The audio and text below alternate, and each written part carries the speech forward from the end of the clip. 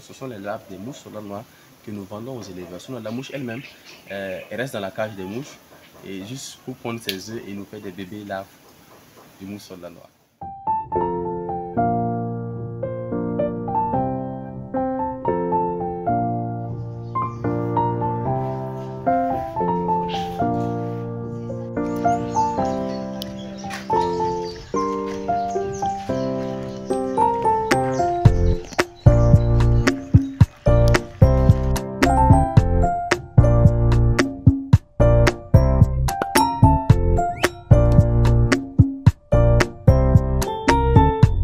Au Burkina Faso, tout ce qui est éleveur de poulets, de poissons, de porcs, tout ce qu'on souhaite, et ils ont des difficultés pour pouvoir rentabiliser les élevages parce que l'alimentation coûte extrêmement cher.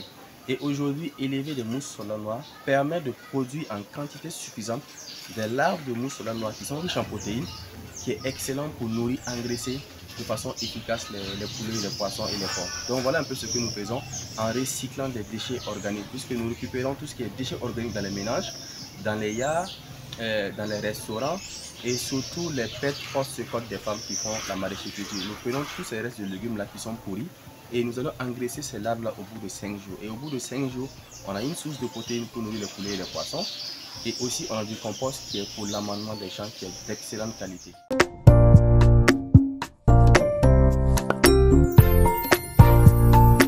Elle participe au bien-être de l'écosystème parce que déjà, il faut savoir qu'à la base, le Burkina Faso et partout d'ailleurs dans le monde, pour nourrir les poulets et les poissons, on prend du poisson pour nourrir du poisson.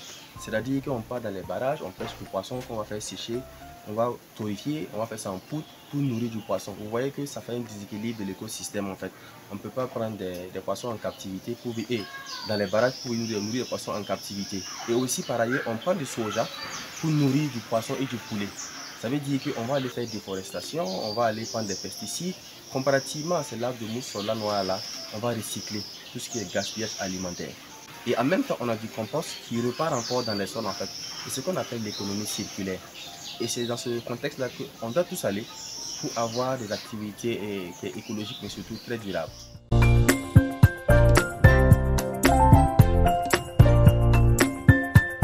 La difficulté par rapport à l'élevage des mouches soldats noirs, ce sont les conditions climatiques. Parce que qui parle d'élevage d'insectes, on parle d'humidité. Voilà. Il faut dire que ces mouches-là, généralement, elles sont actives de juin à octobre.